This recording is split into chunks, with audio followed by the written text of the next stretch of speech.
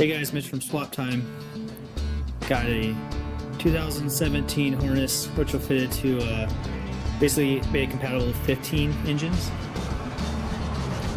The customer has a 17 engine, but since we didn't have controllers and the price of all that, we used 15 controllers on it. Let him change some wiring on his engine to get everything to match up. But got it all done. This has this new update of the ECU mount, busman panel. Use GM fuses here. I'm sorry, GM relays.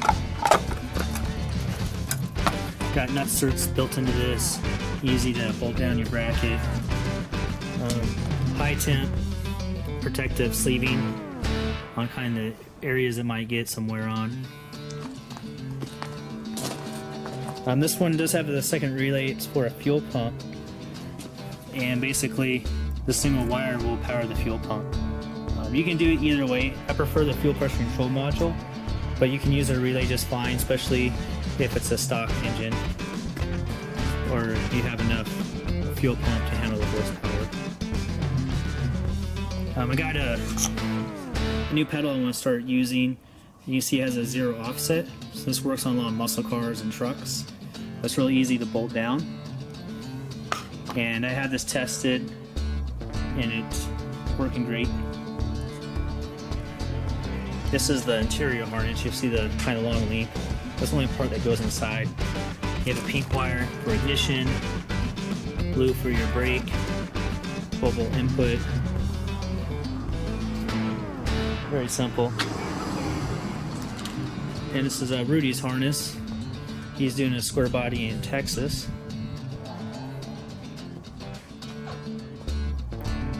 Showing the layout of the truck harness. But this is what's cool about his. He's doing a 5.3 liter Gen 5, and those are very affordable. But we're using the 8-speed on it. So I have a source in Texas. His name's Jarrett, and he comes across all these engine packages, and basically he has a lot of 8 speeds he's acquired. So we can just put together a setup. So if you want an 8-speed, but you don't have it, you have just the engine, you can purchase this transmission from him and get the harness through him, and then I'll rework it. That way you can have a 5.3 with an 8-speed. So that is a rare combination from GM. They're very hard to come across.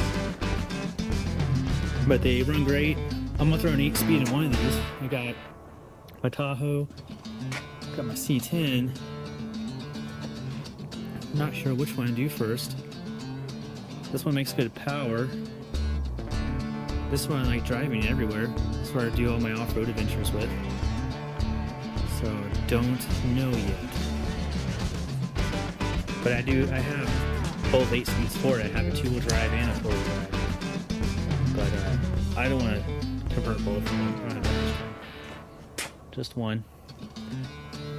Anyways, this is kind of the layout, how it's set in the vehicle. Computer will be on the driver's side. This part goes down around by the oil pan, has your crank sensor, AC, knock sensor, stuff like that. This this part of the harness wraps up and around. This goes around the intake like a U. And this goes on top of the water pump.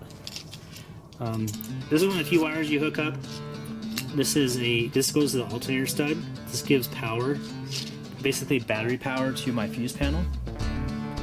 The other things you need to hook up on the harness, besides the harness itself, the engine, make sure your grounds are hooked up. You have 3 grounds. One here, one there, and one up there. Hook all 3 grounds up, plug it in. So this is the main power source. Right here we have AC 12-volt input to turn the compressor on and off. And then this is your star solenoid input wire. So you hook that up to your key solenoid wire. That way you turn the key. That shoots power through the harness all the way over to the starter solenoid. Now we'll start it up.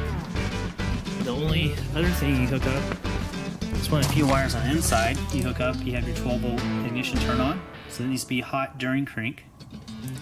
And your brake, you're ready to rock and roll. Then you have your pedal. We'll plug that in. OBD2 port. And it has a service engine soon light. So super easy to do these. These are no harder than a Gen 4 or Gen 3. Just plug it in, have everything fully programmed, and get this boxed up and shipped out today. But excited for Rudy. Hope he makes good progress on his project and get some feedback and see how it runs. Cool. Well, thanks for watching. Bye.